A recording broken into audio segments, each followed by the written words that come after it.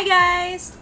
Today, ang i-review ko is itong Nichido BB Cream Everyday Wear Skin Lightening, Lifting, Moisturizing, Soothing, and Color Corrector.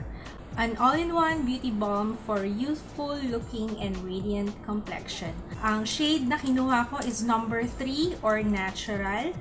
Ang price na, it is 238 pesos. I bought this sa Watsons. And available naman siya sa mga department stores kahit hindi sa Watsons. It contains 20 ml, so maliit lang siya.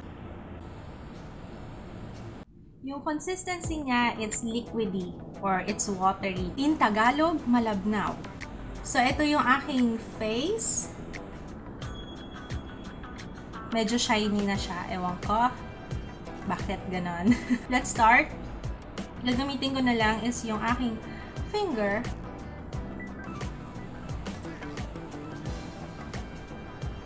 Dito muna tayo sa isang side, okay?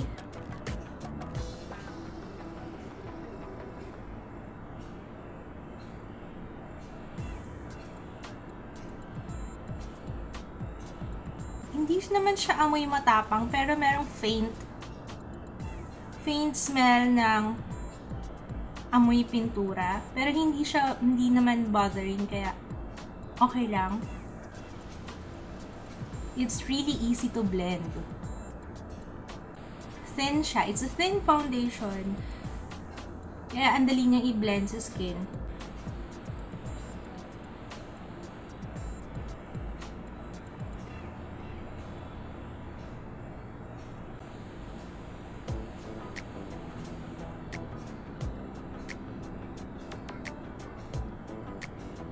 So far, nagugustuhan ko siya kasi it's thin. Hindi mo nga actually mafe-feel na meron kang suot na kahit ano sa face mo. And hindi siya ganun ka-matte. So I think okay lang din siya sa dry skin.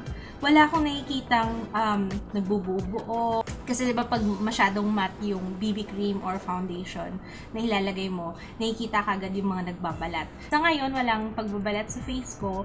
Kaya I really can't say for sure kung na-emphasize yung pagbabalat. Pero right now, basta, I like it. Yung coverage na, light coverage lang, natural coverage.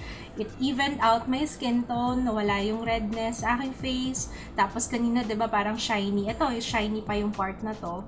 Pero ito, hindi na, mattified na. I-apply ko lang siya dito sa kabila, pero this time, gagamitan ko siya ng brush para ma-compare ko kung anong mas magandang application, kung fingers or mas okay yung brush. So, eto ang gagamitin ko. This is Everyday Minerals na flat top brush from Pretty Angel Shop.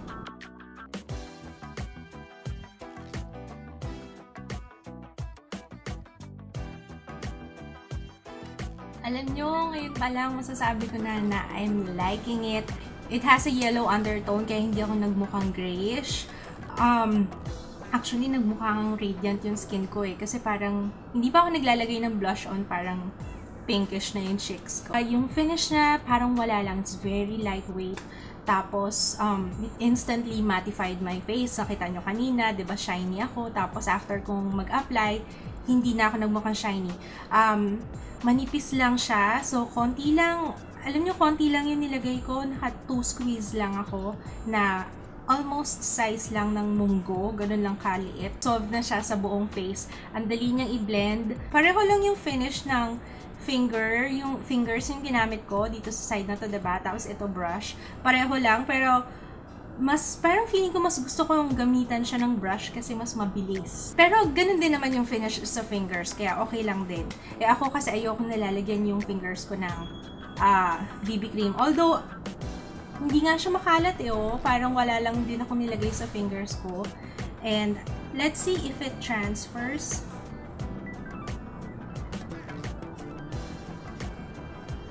Hindi siya nag-transfer. Ito na lang yung itatest ko kung okay talaga siya sa oily skin or kung gaano katagal man before lumabas yung oil sa aking face. Ang gagamitin kong setting powder because I have to set it with powder.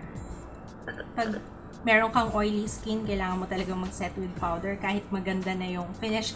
Ang gagamitin ko is itong Nichido Final Powder in Creamy Glow. Ngayon, alam nyo, ang ganda niya. Para siyang foundation. Eto na.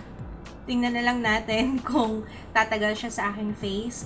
If I have to retouch, mag-update ako later. 9:30 AM and I will be back later for an update. Tingnan natin muna siya kung anong magiging itsura sa photo with flash. Ay, wow! Ang ganda niya kahit sa photo. Okay, checking in at 3:09. 6 hours. And I have to retouch. Kaninang 3 hours napansin ko, lumalabas na yung shine sa face ko. Pero, tolerable pa. Okay, yung powder na gagamitin ko, yun ulit, yung Nichido Final Powder.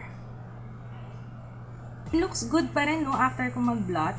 Parang nandun pa rin yung, yung BB cream, hindi siya sumama dun sa blotting paper. Actually, ito yung blotting paper. Okay, so, wala naman ako nakitang nag-cake. Hindi siya malagkit eh. Kahit na nung nag-shine, nag-oily na ako kanina. Actually, hindi ko nga mapapansin na oily ako. Not unless talagang tingnan ko sa salamin. Babalik ako mamaya sa aking final update. Final update, ang oras ngayon ay 8:24. Nagustuhan ko to. Although, maximum 3 hours na hindi ka nagbablot. Ganun siya magtatagal. So, yun yung longevity niya. Coverage, okay. Maganda yung coverage niya for a BB cream. Pero, syempre, mas maganda yung coverage ng EB Advance. Madali siyang i-blend. It's very lightweight. Yung EB Advance kasi medyo makapal. So, talagang nafe-feel mo na meron kang, mas nafe-feel ko na meron akong, BB cream nun. Dito, lightweight. Parang wala lang. Tapos, yung finish niya, it's matte. Pero, yun nga, like I said, 3 hours, doon na magsisimulang lumabas yung shine sa face. I used up 2 blotting paper the whole day. Ngayon, nakikita ko na yung mga ibang blemishes ko. Pero, it's, aray ko.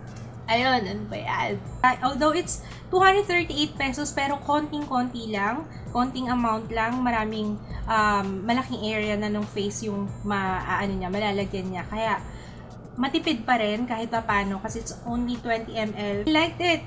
It's one of the local BB creams na maire-recommend ko sa inyo na it's worth trying out. I'll give it a thumbs up. Kung nasubukan nyo na to, please do share your experience with it. Mag-comment lang kayo sa baba para makatulong sa iba. Sana nakatulong din tong video na to sa mga naghahanap ng local brands na okay for oily skin. Yun lang, maraming salamat po sa panonood and see you again next time. Bye! Hi there!